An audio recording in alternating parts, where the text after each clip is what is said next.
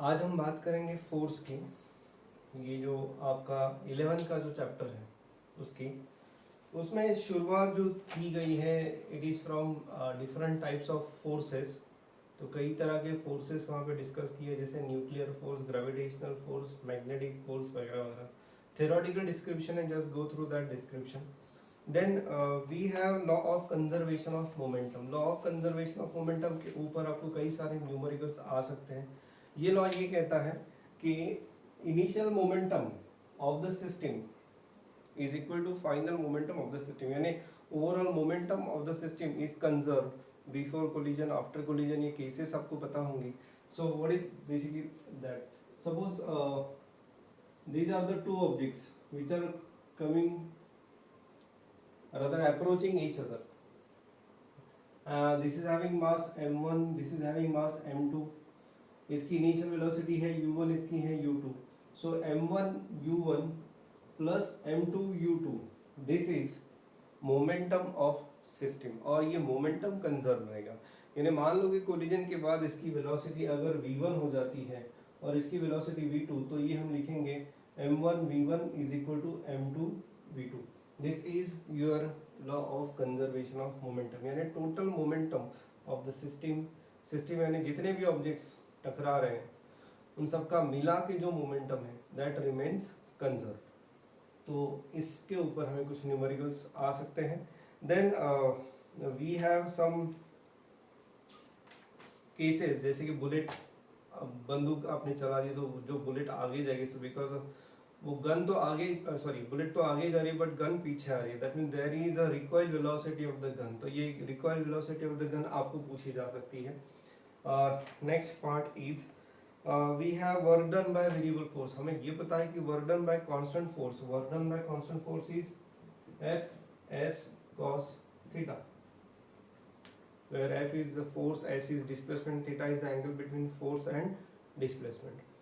This is the formula which we can use when force is constant. But if force is not constant, then we have expression work is equal to integration of F x dx from x1 to x2. Here that means we are saying that force is function of x. So fx dx into rather integration of fx from x1 to x2, ये expression आपको कई बार use करना पड़ेगा। ऐसे कई सारे numericals हैं जो आपको सॉल्व करने हैं बेस्ड ऑन दिस फार्मूला। आपने ऑलरेडी कर ली है बट अभी भी थोड़े अगर टाइम है तो आप इससे कर लो। इसमें और एक पार्ट पूछा जा सकता है अलग तरीके से। वो कुछ ऐसा है कि सपोज आपको ये ऐसा दिया है, ये है फोर्स और ये है डिस्प्लेसमेंट x, ये है फोर्स और ये है डिस्प्लेसमेंट x, और आपको कुछ तो ग्राफ दिया है and they may ask you what is the work done by the force from x1 to x2। So in that case आपको क्या करना है, आपको सिंपली ये एरिया फाइंड आउट करना है। So area under this curve will give you work done by that force from x1 to x2। ये बहुत ही इंपॉर्टेंट पार्ट है, इसे भी आपको याद रखना है। इस तरह के क्वेश्चन भी आपको आ सकते हैं। Next part is work energy principal. Work energy principal आपको पता है कि what ever is the, suppose any object is moving and the force is acting on that object, so because of that force its velocity is increasing, so the work done by that force is equal to change in kinetic energy. Yes, this is the simple work energy principle. Work energy principle ये है कि work done is equal to change in kinetic energy. Suppose हमने force opposite direction में apply किया, यानी हम उस गाड़ी को रोकने की कोशिश कर रहे हैं, so that means there will be decrease in kinetic energy. So whatever is the work done by the force is equal to decrease in kinetic energy. So it may increase kinetic energy, it may decrease kinetic energy, but whatever is the work done, that is responsible for that particular change in kinetic energy. Next part in this chapter is again conservation of momentum। और उसके बाद उन्होंने क्या किया है, उन्होंने ये v1 और v2 final velocities after collision, इनके एक्सप्रेशंस ढूंढ के रखे हैं। ये एक्सप्रेशंस आपको याद रखने हैं क्योंकि उनके ऊपर भी न्यूमेरिकल्स आएंगे, एक आध न्यूमेरिकल हम भी आज कर लेंगे। Next we have elastic collision. So for elastic collision total momentum as well as total kinetic energy remains conserved. And for that we have coefficient of restitution. Coefficient of restitution is velocity of separation divided by velocity of approach. v1 minus v2 divided by u2 minus e1. This is velocity of separation and this is velocity of approach. This ratio is called as coefficient of restitution.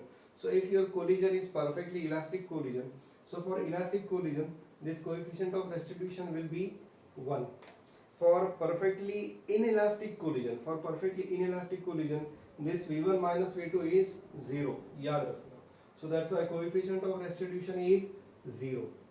And for the case other than elastic and perfectly inelastic cases, E will be from 0 to 1.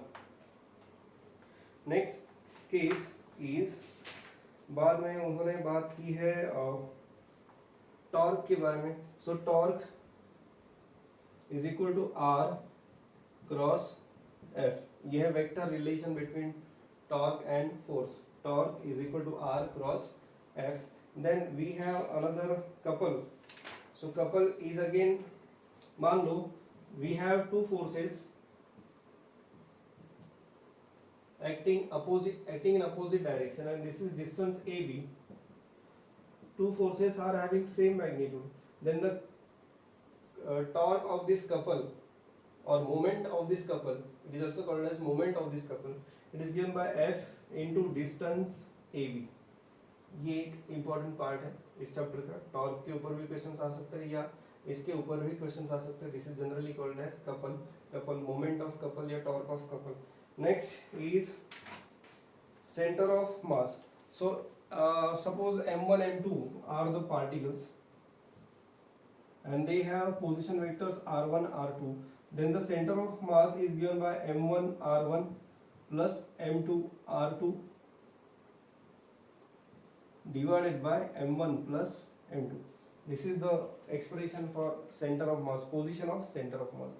So they may give coordinates like x1 x2 y1 y2. So in that case x coordinate is m1 x1 plus m2 x2 upon m1 plus m2. Y coordinate is m1 y1 plus m2 y2 upon m1 plus m2. Like this you have to solve some examples from this chapter. इस chapter में बहुत सारे type है, बहुत सारी varieties है. इसमें practice आपको इसकी ज़्यादा करनी पड़ेगी. Anyway, let's start with the DBP.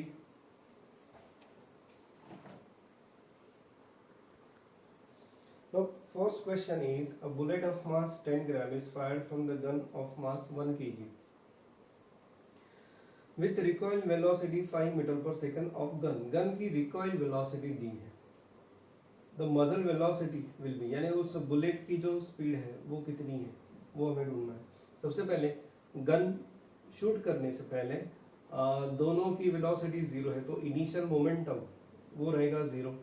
अब जब आप गन शूट करते हो तो गन शूट करने के बाद एक की वेलोसिटी है फॉरवर्ड डायरेक्शन में और एक की वेलोसिटी है रिवर्स डायरेक्शन में, यानी दोनों का मोमेंटम जो है वो अपोजिट डायरेक्शन में है. तो हम कुछ इस तरह से लिख सकते हैं कि m1 v1 minus m2 v2 equal to 0. Let us assume कि m1 v1 are symbols for bullet and m2 v2 are the symbols for gun. तो बुलेट का जो मास दिया है वो है 10 gram. So 10 into 10 raised to minus 3 v1 minus gun का जो मास है वो है 1 kg. I think yes it is 1 kg into gun की जो वेलोसिटी है वो दी है 5. Yes it is equal to 0. So therefore 10 raised to minus 2 v1 is equal to 5. Therefore v1 is equal to 5 upon 10 raised to minus 2. v1 is equal to 500 metre पर second. आपका option आ रहा है C. First का answer है C. Next question, let us try it here only. Question number 2. So question number 2 है, a bullet of mass m and velocity v is fired into block of mass m and sticks to it. The final velocity would be. अब यहाँ पे ऐसा हुआ कि एक bullet जो थी वो एक मास पे फायर कर दी और जब ये बुलेट मास पे गई तो ये उसी पे अटक गई. तो दोनों की मिला के वेलोसिटी कितनी है ये उन्होंने पूछा है. सो अगेन लेट अब ये मास इनिशियली रेस्ट है, सो m1 v1 let it be, इसको ऐसा नहीं m1u1 कर देता हूँ, m1u1 plus 0, m1u1 momentum of bullet, 0 is the momentum of this block, क्योंकि वो बुलेट टकराने से पहले वो ब्लॉक इनिशियली एट रेस्ट था, तो उसका इनिशियल मोमेंटम 0 था, इक्वल टू, अब जब वो बुलेट उसको टकराई तो दोनों एक साथ जुड़ गए तो दोनों की वेलोसिटी कॉमन रहेगी, so here m1 plus m2 into v, so therefore v is equal to m1u1 upon m1 plus m2। अब मैंने सिंबल्स उनके नहीं यूज़ किए हैं, तो उनके कुछ सिंबल जो दिए हैं वो कुछ इस प्रकार से हैं, बुलेट ऑफ मास m, तो ये m हो जाएगा, is fired with velocity v, तो ये v हो जाएगा, और ये m प्लस कैपिटल M, तो ये जो ऑप्शन है आपका mv upon m plus capital, that is option A. Question number 2 answer is A. Next we have question number 3। Question number 3 कुछ इस प्रकार से है, a bullet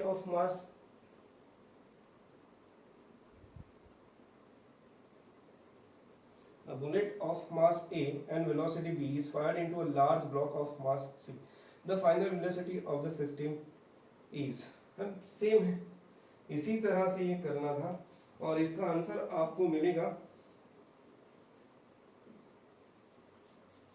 क्या है, a bullet of mass A, तो bullet of mass A, so मास है A, fired with a velocity B, सो ये B हो जाएगा, और फिर ये कहाँ जाके टकराई, fire into large block of mass C, तो ये हो जाएगा A plus C, mass of bullet plus mass of block.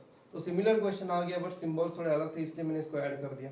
Anyway ये हो जाएगा AB upon A plus C, आपका ऑप्शन आ रहा है B। Next we have question number 4।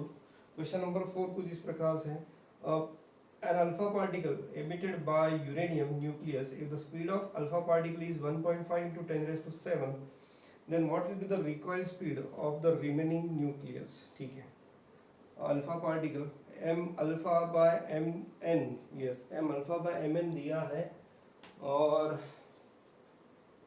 तो ये गन का जो है उसी की तरह आपको लिखना है, so m alpha v alpha minus m n v n is equal to 0, mass of alpha particle, velocity of alpha particle minus mass of nucleus, velocity of nucleus is equal to 0, क्योंकि initial momentum उसका 0 था। अब उन्होंने पूछा है what is the velocity of nucleus, yes what will be the required speed of remaining nucleus, तो vn हमें निकालना है, so vn is equal to m alpha upon m n into v alpha, so m alpha by m n दिया है, that is 1.6 into 10 raise to -2, and velocity of alpha particle it is given, it is 1.5 into 10 raised to 7, so ये जो answer आएगा आपका ये लगभग आएगा 1.6 into 1.5 into 10 raise to 5, और ये 24 into 10 raise to 5, 24 into 10 raise to 5 ऐसा कुछ है, 2.4, यस ओके, एक्चुअली मल्टीप्लिकेशन गलत हो गई थी, it should be 2.4 into 10 raise to 5। और एक बात है, अगर वेलोसिटी दी है आपको 1.5 इंटू 10 रेज़ टू 7, यानी ये पॉजिटिव वेलोसिटी, ये पॉजिटिव वेलोसिटी है, तो न्यूक्लियस की वेलोसिटी अपोजिट डायरेक्शन में रहेगी, तो ये यहाँ पे ऑप्शन निगेटिव चाहिए, क्योंकि निगेटिव ऑप्शन दिया है इसलिए ऐसा सोचना आपको जरूरी है, अगर दिया ही नहीं है तो कोई बात नहीं, क्योंकि ये पहले वाले प्रॉब्लम में ऐसा कुछ नहीं दिया था, बट यहाँ पे ऐसे निगेटिव साइन के साथ दिया है, इसलिए आपको इस तरह से सोचना पड़ेगा। सो इसका आंसर है -2.4 इंटू 10 रेज़ टू 5, तो आपका ऑप्शन आ रहा है ये B. Next question number 5। Question number 5 है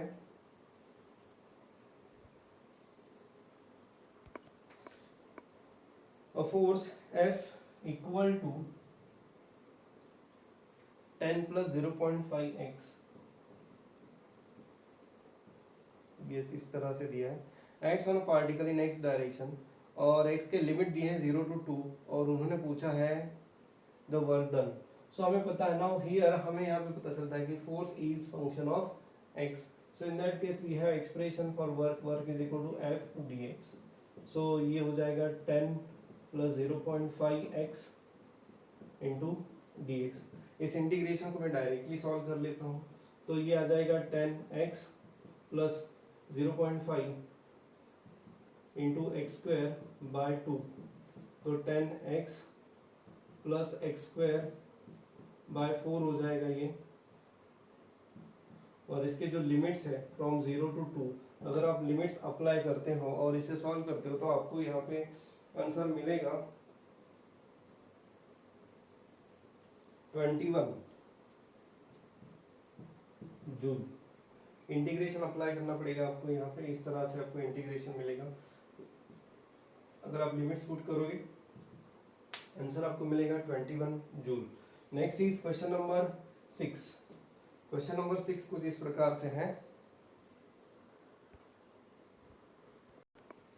6 क्वेश्चन दिया है, force F is kx square, ये एक्ट हो रहा है at an angle of 60 degree with x axis, from x1 to x2 work निकालना है, बट यहाँ पे एंगल 60 दिया है, तो यहाँ पे हम यूज करेंगे f cos 60 dx, sorry fx cos 60 dx। So ये cos 60 1/2 रहेगा, 1/2 को हम बाहर ले लेंगे, और ये kx square dx from x1 to x2, ये 1/2 और x स्क्वायर k मैं बाहर ले लेता हूँ, और ये रहेगा x³ 3 from x1 to x2, ये k/6 हो जाएगा, 3 मैंने बाहर ले लिया, और लिमिट अप्लाई करने के बाद x2³ माइनस x1³, तो ये जो ऑप्शन आपको मिल रहा है वो है C। तो 6 का आंसर है C। Next question number 7। Question number 7 है, यहाँ पे मास दिया है 2 kg, और x is function of time, a body moves at its position x as a function of time is given, x is equal to t³ by t, where x is t is in second, work done by the force in first 2 seconds। Work done by the force पूछा है in first 2 seconds, यानी 0 to 2, ये अपने limits बन जाते हैं time के। अब यस, यहाँ पे हमारे पास जनरली एक्सप्रेशन है work is equal to fx dx, परंतु f ऑफ x, सॉरी ये function of x into dx, but अब यहाँ पे लिमिट्स x के नहीं दिए हैं, टाइम के दिए हैं, तो हमें यहाँ पे कुछ अलग तरीके से करना पड़ेगा। सबसे पहले इसमें थोड़ा f dx ऐसे ही लिख देता हूँ। Now f is mass into acceleration, so mass into d2x by dt square. तो पहले तो x हमें पता है, x is given to be t³ by 3, so therefore dx by dt जो रहेगा वो 3t स्क्वायर बाय t, यानी t स्क्वायर हो जाएगा, so therefore dx becomes t square dt। ये पहला dx हमें मिल गया, ये dx हम यहाँ पे सब्स्टिट्यूट कर सकते हैं। अब हमें चाहिए force, so force is mass, एक मिनट, फोर्स के लिए पहले हम इसको डबल डेरिवेटिव कर लेते हैं, so dx by dt is t square, so therefore double derivative is 2t, तो ये आ जाएगा आपका एक्सेलरेशन, एक्सेलरेशन आ रहा है आपका 2t। अब ये वैल्यूज यहाँ पे पुट कर देते, तो work is integration of mass into acceleration into dx, mass into acceleration आपको देगा फोर्स इनटू dt, सॉरी यहाँ पे ये dx की जगह पे हमें एक्सप्रेशन पुट करें, तो m is 2, acceleration is 2t, and dx हमने लिखा है t स्क्वायर dt, तो ये हो जाएगा आपका 4 में बाहर ले रहा हूँ T cube D T. This is from 0 to 2. Integration of T cube is e⁴/4. और यहाँ पे हम लिमिट्स अप्लाई कर सकते हैं फ्रॉम 0 to 2. 4 कैंसल, ये 2⁴ माइनस 0, आपका आंसर आ रहा है 16 जूल. सो 16 जूल ये आपका आंसर है फॉर क्वेश्चन नंबर 7. 16 जूल यानी option is C. Next question है आपका 8. Question number 8. The body displace from x is equal to x1 to x is equal to x2 by force of 2x. The work done is. ठीक.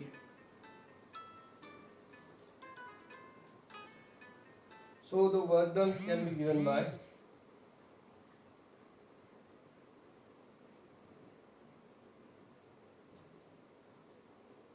f of x dx. तो f of x force function of force दिया है 2x dx from x1 to x2. सो ये हो जाएगा 2 into x² bye 2 from x1 to x2. तो आपका जो आंसर 2 कैंसिल हो जाएगा, x2² minus x1² minus x1². आपका ऑप्शन आ रहा है सी. सो 8 का आंसर है C. Question number 9. Question number 9 कुछ इस प्रकार से है. A stationary object explodes into masses m1 and m2. They move in opposite directions and velocities v1 and v2. ठीक. The ratio of kinetic energy E1 to E2 is. अब यहाँ पे एक स्टोन ऑब्जेक्ट है जिसके एक जो एक्सप्लोड हो गया और उसके दो पार्ट्स हो गए. एक m1 इधर गया, m2 इधर गया, दोनों अपोजिट डायरेक्शन में गए ऐसा दिया है. सो दोनों की वेलोसिटीज निगेटिव रहेंगी.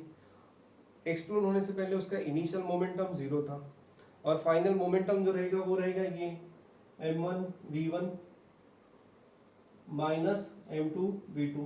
ये है फाइनल मोमेंटम और इसका इनिशियल मोमेंटम था 0. According to law of conservation of momentum, final momentum is equal to initial momentum. So अब यहाँ पे हम ये लिख सकते हैं कि m1 v1 is equal to m2 v2. Therefore m1 by m2 is equal to v2 by v1. अब उन्होंने पूछा है रेशियो ऑफ काइनेटिक एनर्जी. एक बार फिर से बता रहा हूँ नेगेटिव साइन क्यों है. नेगेटिव साइन इसलिए आई क्योंकि दोनों ऑब्जेक्ट जो है वो अपोजिट डायरेक्शन में गए, इसलिए वेलोसिटीज दोनों की निगेटिव रहेगी, मोमेंटम निगेटिव रहेगा. नेक्स्ट. सो काइनेटिक एनर्जी का ratio half m1 v1 square divided by half m2 v2 square. Half half cancel, m1 by m2 और ये v1 square by v2 square, m1 by m2. अब यहाँ पे ध्यान देना पड़ेगा कि ऑप्शंस में उनको क्या चाहिए. ऑप्शंस हम देख सकते हैं तो सारे ऑप्शंस m1 m2 में हैं, तो हमें यहाँ पे v1 v2 को हटा देना है. तो ये हो गया v1 bye v2. v1 bye v2 जो है वो है m2 by m1. So m2 by m1 square, तो ये आ जाएगा m2 by m1. So this is the ratio of kinetic energy. So m2 by m1 आपका ऑप्शन आ रहा है ए. क्वेश्चन नंबर 9 आपका ऑप्शन है A. Next is question number 10. Two particles of same mass collide elastically if E is equal to 1/2. Coefficient of restitution दिया है 1/2. The velocities of particles after collision will be. अब यहाँ mass same है और यहाँ पे ratio of velocities पूछा गया है. थोड़ा सा वर्डिंग में उन्होंने मिस कर दिया है ratio of velocities. So ratio of velocities of the particles after collision will be, ऐसा क्वेश्चन चाहिए था. सो v1 बाई v2, इसलिए आपके पास एक एक्सप्रेशन है 1 माइनस ई अपॉन 1 प्लस ई. ई दिया है 1/2. सो आपको डायरेक्टली यहाँ पे आंसर मिल जाएगा 1 माइनस 1/2 और ये है 1 प्लस 1/2. ये आ जाएगा 1/2 बाय 3/2. आपका आंसर आ रहा है 1/3. 1/3 यानी आपका रेशियो जो आ रहा है, आई मीन आंसर जो आ रहा है वो है C. Next is question number 11. Question number 11 is A ball of 0.1 kg makes an elastic head-on collision with a ball of unknown masses that is initially at rest. जो दूसरा मास है वो rest पे है. If the 0.1 kg ball rebounds at the 1/3 of its original speed, अब जो ball की velocity है वो 1/3 हो जाएगी, then the mass of other ball is. इसके लिए मैंने आपको जैसे थोड़ी देर पहले बताया था कि आपको एक्सप्रेशंस याद रखनी पड़ेगी velocities after collision.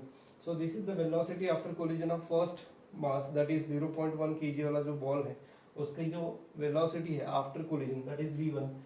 This is its velocity before collision. This is velocity before collision of another mass. तो ये जो है वो मास हमें पता है वो रेस्ट पे था तो ये जीरो हो जाएगा. सो ये u2 इक्वल टू जीरो है. देयरफॉर v1 जो है वो हो जाएगा m1 plus m2 upon m1, sorry ये m1 minus m2 upon m1 plus m2 और ये है u1. The ball rebounds with the 1/3 velocity. तो उसकी डायरेक्शन पहली तो ये कि वो अपोजिट डायरेक्शन में जा रहा है और वैल्यू 1/3 हो रही है. तो ये जो v1 है उसकी जगह हम लिख सकते हैं माइनस u1/3. माइनस इसलिए क्योंकि वो अपोजिट डायरेक्शन में गया. सो माइनस u1/3 और ये है 0.1 minus m2 upon 0.1 plus m2 into u1. ये u1 कैंसिल हो जाएगा. यहाँ पे एक ही अननोन बचा है m2 और ये m2 की जो वैल्यू आ रही है दैट इज 0.2 kg. इसको आपको सॉल्व करना है, इसको ट्राई करो और 0.2 kg है ऑप्शन बी, ये आपका आंसर है. Question number 12. A 2.5 kg mass moving at a speed of 15 meter per second collide with the 5 kg object initially at rest. They stick together. Find the velocity of the combination after the collision. ये सबसे पहले जो कुछ MCQs किए थे उसी प्रकार से इसको करना है. तो फिर से एक बार सॉल्व कर लेते हैं. सो 2.5 ये पहला मास है, उसकी वेलोसिटी है 15 प्लस 0. ये प्लस 0 इसलिए क्योंकि जो दूसरा ऑब्जेक्ट है वो इनिशियली एट रेस्ट है. इसका मतलब उसका मोमेंटम 0 है. इक्वल टू, अब क्या हुआ दोनों मिलके आगे बढ़े तो टकराने के बाद दोनों जुड़ गए यानी बेसिकली उनका मास मिक्स हो गया. So we can write 2.5 plus 5 क्योंकि दूसरे का मास शायद 5 है. ठीक है. और ये वेलोसिटी पूछी है. So v is equal to 2.5 into 15 upon 7.5. ये 2 हो जाएगा और ये 5 हो जाएगा, 5 मीटर पर second. So velocity is 5 metre पर सेकंड. आपका ऑप्शन आ रहा है B. Let us check 13. Question number 13. The pseudo force acting on the man of mass 60 kg is situated in an elevator ascending with an acceleration of 3 meter per second square is. अब ये lift है, ये ऊपर जा रही है और ये वो इंसान है जो ऊपर जा रहा है. So it is moving with acceleration 3 in upward direction. So there will be pseudo force in downward direction. So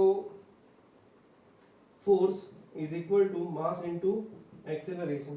तो आपका जो मास है दैट इज 60 kg, एक्सेलरेशन है 3, ये रहेगा 180.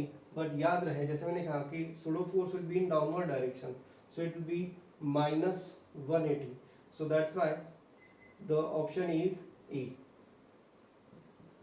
माइनस कभी कंसिडर करना है जब आपके ऑप्शन में माइनस में कुछ आंसर्स है. यानी यहाँ पे आपको थोड़ी सावधानी रखनी पड़ेगी कि वेदर हमें साइन को कंसिडर करना है या नहीं. Next is question number 14.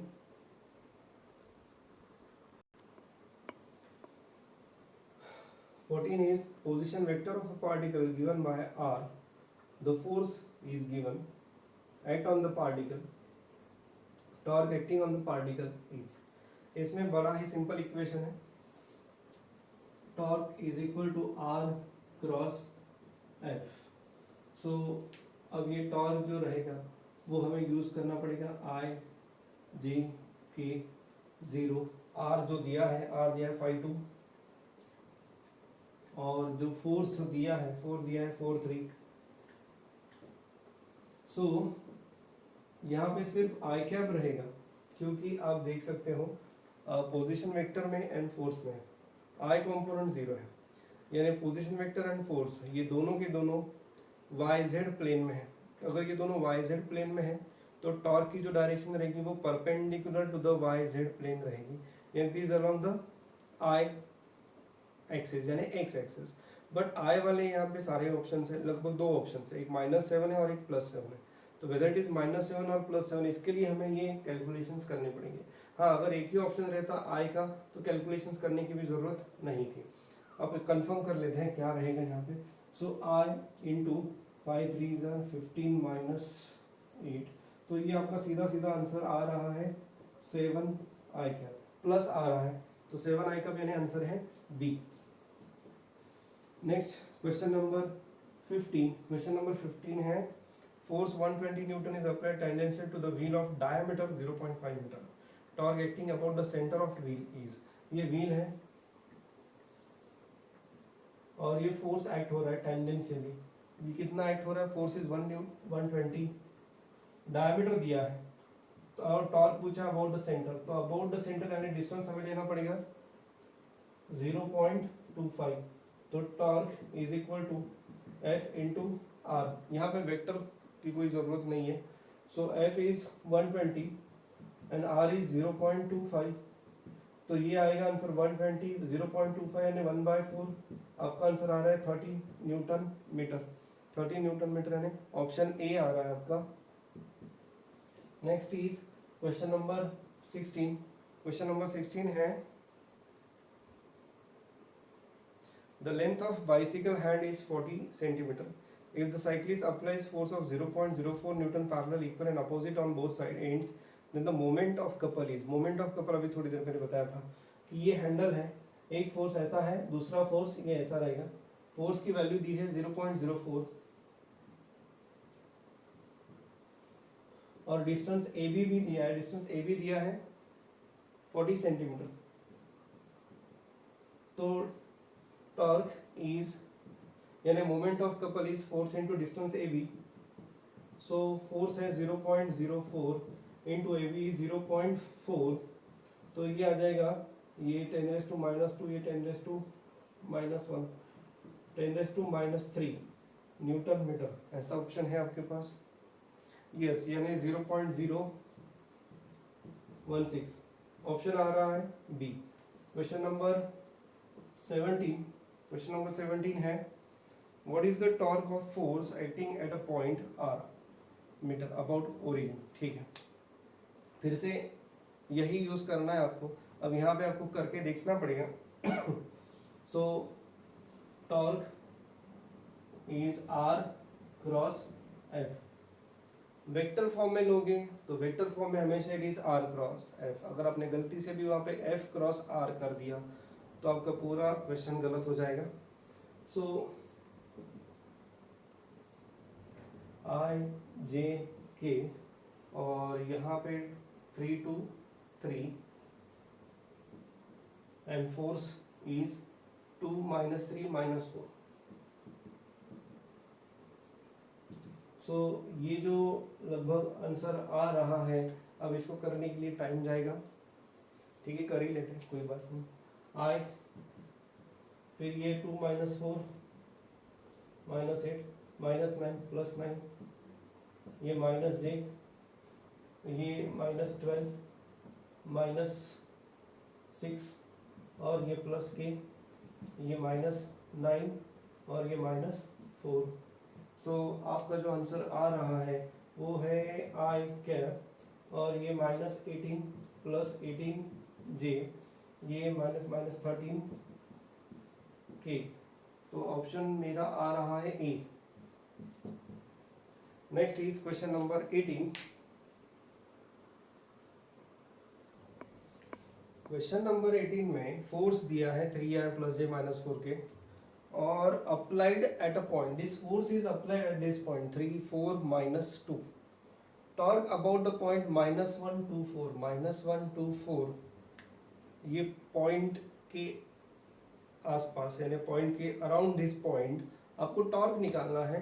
तो ये कैसे किया जाए? तो बेसिकली आपका जो वेक्टर होता है आर बार, सो ये पॉइंट ये है और ये, so vector is position vector of final point minus position vector of initial point.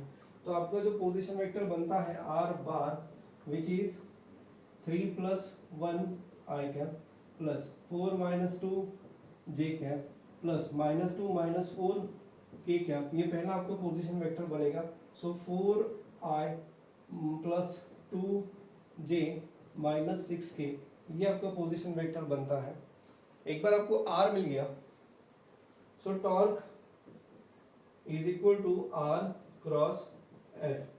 मैं एक बार फिर से बता रहा हूँ, अगर इस तरह का क्वेश्चन है ये आप कर लोगे, बट ये आपको पता होना चाहिए कि r टॉर्क पूछा है अराउंड दिस पॉइंट, इसके कोऑर्डिनेट दिए and force is applied at this point. तो r bar is a vector drawn from this point of hinge to this point. So ये फाइनल पॉइंट हो जाएगा, ये initial point. So r bar is position vector of this point final point minus position vector of initial point. तो इस तरह से ये आपको टॉर्क निकालना है। लगभग हमने टॉर्क निकाला नहीं है अभी भी। सो इसका जो आंसर आ रहा है it is option D. Yes, इसका जो आंसर आ रहा है it is answer D. So you try it. Question number 19, question number 19 है two particles of mass 1 and 3 kg have position vectors 2i 3 + 4 -2 + 3 -4. The center of mass has position vector. अभी मैंने शुरू में ही एक फॉर्मूला बताया था कि the center of mass, position vector of center of mass can be given by m1 r1 plus m2 r2 divided by m1 plus m2. So m1 is 1, r1 is 2 3 4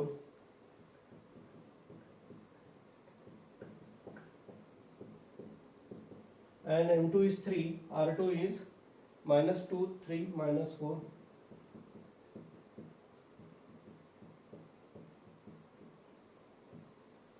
1 + 3 4। इसको आपको सॉल्व करना पड़ेगा। ये solve करके आपको directly एक vector में ही answer मिलेगा। सो ये हो जाएगा 2 - 6 2 - 6 -4 i, ये हो जाएगा 3 प्लस 9 3 + 9 ये 12 j हो जाएगा, ये 4 और ये -12 4 - 12 -8k डिवाइड बाय 4। आपका जो पोजीशन वेक्टर बन रहा है वो है -i + 3j -2k, ऐसा कुछ है। ये है -2k। यस, ये आ रहा है आपका ऑप्शन डी। सो 19 का भी ऑप्शन आ रहा है आपका D. Next is question number 20। Question number 20 में 3 पार्टिकल्स हैं, हर एक का मास सेम है, दैट इज मास m, और तीनों अलग अलग कोऑर्डिनेट्स पे रखे हैं 1 1 2 2 3 3 पे, और उनका सेंटर ऑफ मास पूछा गया है। तो x कोऑर्डिनेट पहले ढूंढ लेते हैं। x ये रहेगा m1 x1 plus m2 x2 plus m3 x3 divided by m1 plus m2 plus m3। सो ये m रहेगा। सो m plus 2m plus 3m divided by 3m, ये हो जाएगा 6m बाय 3m, आंसर है 2। और y का भी सेम आंसर रहेगा, वो भी 2 ही आएगा। तो आपका जो आंसर है वो है 2 2। 20 का आंसर आ रहा है बी। ये करके देखना है आपको, इसको वेरीफाई करो, आंसर 2 ही मिलेगा। सो क्वेश्चन नंबर 20 का आंसर है बी। Next question number 21। दो मासेस है 1 and 2 kg located at 1 2 and -1 3। The coordinates of the centre of mass फिर से उसी तरह से करना है। So x CM m1 x1 plus m2 x2 upon m1 plus m2। तो m1 है 1 और x1 है 1, m2 है 2 और x2 है -1। डिवाइडेड बाय 3, 1 प्लस 2 3, सो ये हो जाएगा 1 माइनस 2 माइनस 1/3 आ रहा है। इसका y कोऑर्डिनेट जो है वो है m1 y1 plus m2 y2 divided by m1 plus m2, m1 है 1 और y है 2, 1 2, m2 है 2 और y2 है 3 डिवाइड बाय 3, ये हो जाएगा 2 प्लस 5 सॉरी 2 प्लस 6 8/3, सो एक -1/3 और दूसरा 8/3। आपको ऑप्शन आ रहा है सी, 21 का आंसर है सी। नेक्स्ट, ये बहुत ही सिंपल टाइप है और अगर ये आता है तो ये आपके लिए बहुत अच्छा स्कोरिंग पॉइंट रहेगा, क्योंकि ऐसे भी क्वेश्चंस आपको आ सकते हैं। Next is question number 22। Question number 22 है 3 body of equal mass are placed at 0 0 a 0 and a by 2 a root 3 by 2, the coordinates of the center of mass, फिर से सेम फॉर्मूला। सो x सेम मास है तो मैं m1 m2 m3 नहीं लिखता, मैं सिर्फ m लिखता हूँ। m into 0 plus m into a plus m into a by 2 divided by 3m, तो ये हो जाएगा ma 3ma bye 2 bye 3m, सो ये हो जाएगा a बाय 2। तो पहले का जो x कोऑर्डिनेट आ रहा है वो आ रहा है a बाई 2 और y cm, so y coordinates में अभी हमें देखना है m0 plus m into 0 plus m into a root 3 by 2 divided by 3m, so mm cancel हो जाएगा और ये हो जाएगा a root 3 by 2 into 3, so a by 2 root 3, ये आपका आंसर आ रहा है। तो ये है आपका ऑप्शन सी, तो 22 का आंसर है C. Next question number 23। 3 identical spheres, each of mass 1 kg, are placed touching one another with their centers in a straight line. Their centers are marked A, B, C respectively. The distance of center of mass from A is, कुछ इस तरह से है ये system.